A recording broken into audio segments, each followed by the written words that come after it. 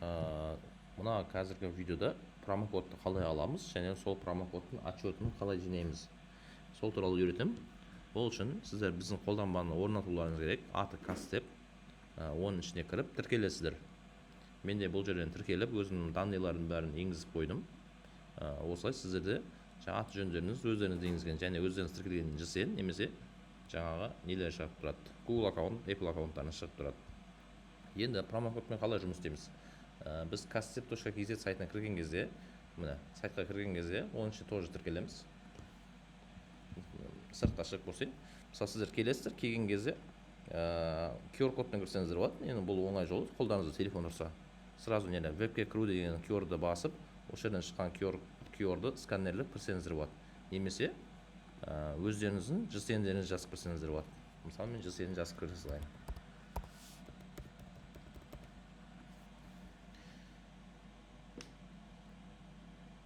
Сайтқа міне кірдім.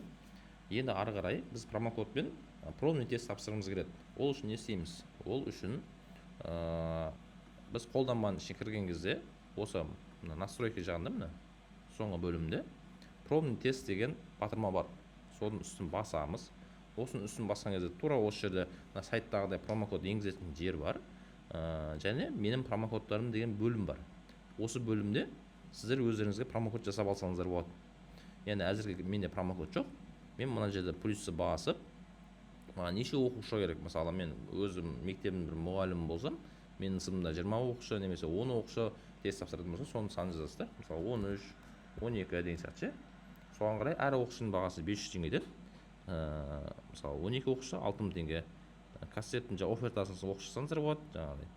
Бұл жерде ережелер бар. Ақша қайтарылмайды деген бар. Мысалы, тест қолданылғаннан кейін бұл сатылған тауар ғой, бұл бар. Соның бәрін оқысаңыздар болады. Келіссеңіздер, осы жерден ары қарай жалғастырып сатып алсаңыздар болады. Жарамдылық мерзімін таңдайсыздар. Әрине қай уақыттан қай уақытқа дейін тест жарамды болсын, өздеріңіз білесіздер. Жылдың соңына дейін ба, 2 жылға жарамды ма, өздеріңізге ориентир алып қоясыздар да. Болашақта қолданамын деп, мысалы, жылдың соңына дейін деп қойсаңыздар болады. Жақын арада қолданамын деп қысқа уақыт қойсаңыздар болады. Өздеріңізге ыңғайлы жаза бересіздер. Сосын барып төлеу және промокод жасау деген басасыздар. Міне осы жерден картаның нөмірін жазасыздар. Сосын барып өзінің картаңыздың данныйларын енгізіп төлейсіздер. Сізге жаңағыдай SMS келіп, соны код жазып дегенде осылай төлем жүйесі жұмыс істейді. Бұл автоматтандырылған жүйе. Мен қазір өзіме промокод қосайын. Дәл қазір мысалы менің аккаунтым қандай өзі? Бір қарап жүре салайын. Так, аккаунтымды көріп алдым. Қазір мен өзіме промокод қосып көрейін.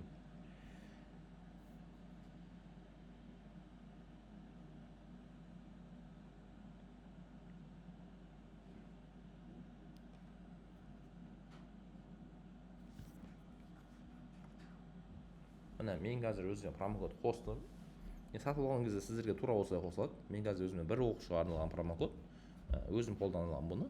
Немесе 5-6 оқушыға арналған промокод жасасаңыздар болады. Енді оны бұлай көшіру арқылы өздеріңіздің жаңа оқушыларыңызға жіберсеңіздер болады. Мен қазір бұны мына жерден кіріп көріп тест тапсырсам болады. Немесе сайттан кіріп тест тапсырсам болады. Тура осы промокодты міне бұлай көшіріп алдым. И сайттан тура осы промокодпен міне тест тапсырамын. Жалғастыру. Шығармашылық таңдайтын өздерінің шығармашылығын таңдайды, ары қарай өз тестінің логикасына қарай таңдай береді. Мен математика, информатика таңдадым, тестті бастадым. Міне, уже бір оқушы тіркеліп қойды. Яғни бұл лимит болды, уже басқа оқушы тіркеле алмайды деді. Солай. Осылай өзінің тесттерін белгілеп шықса болады. Айтпақшы, тесттен айтып кететін жағдай, калькулятор қостық. Өзі қалғанша есептей алады, телефонға ауыспайша, телефон қолында жоқ болса. Сосын барып қышқыл негіздер деген қостық, ергештік кесте. Сосын басып, қайсы отыр, қайсы қоспа деген сияқты бәрін көрдік. Ереді, еремейді, химиктер түсінеді бұны. Сосын периодтық кестені қостық, әдемі қылып дизайнда. Әрқайсының данныйларын көрсе болады өзінің керекті. Сөйтіп тестті аяқтайды, мысалы тестті мына жерден аяқтаса болады. Немесе соңғы сұраққа келген кезде өзі аяқтау деген батырма шығады. Тестті аяқтау, мысалы. Так, аяқтайық. Жауапты 3 дейміз. Аяқтаймыз. енді мысалы тест аяқтадым, мысалы мен 1 ұпай жинадым, иә, жаңағы наугад белгілерім дұрыс болып қапты.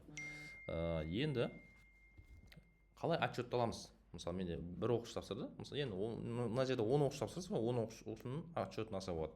Мен мына жерден отчет Excel деймін. Отчет Excel десем, қазір Excel форматы мына. Сәл күтесіздер бұл жерде. Менде 1 оқушы болған жылдам шығарды, ал көп оқушы болса кішкене ұзақ ойлану мүмкін, өйткені данныйларын бәрін есептеп бәрін шығарып береді. Мен файлдарға сақтайын бұны телефон ішіне. Так, осы жерге сақтай салайын. Енді соны ашып қарайын. Так, файлдар. Сіздер бұны WhatsApp-қа жіберсеңіздер болады біреуге. Солай қарасаңыздар болады. Жаңа мен жасаған промокод мынау.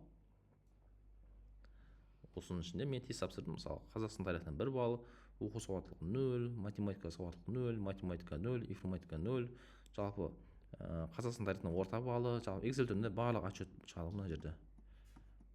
Общий 1 балл болған. Мына жерде Q деген бар. Q деген finished деген болса, жаңағыдай оқушы жаңа мен сияқты аяқтады деген сөз. Аяқтаған дұрыс, өйткені сол кезде жаңа нәтижесі толыққанды шығады. Ал calculated болса, яғни есептелді деген сөз бұл деген сөз, мысалы бір оқушы аяқтамай X басып кетеді, мысалы ше, интернет жауып ше, аяқтамай кетіп қалады деген сияқты. Сондай кезде интернеттің жылдамдығына қарай сақталған болса, соны сақталған балын шығарып береді да, ал сақталмай қалған болса 0 шығып кетуі мүмкін. Ол кезде оқушының кінәсі болады, өйткені тест аяқтау керек обязательно. Осылай жалпы отчет аласыздар. Әр пәннен ортақ балдар, орташа балдар деген сияқты. Оқушы көп болса, бұл жерде отчет әдемі көрінетін болады.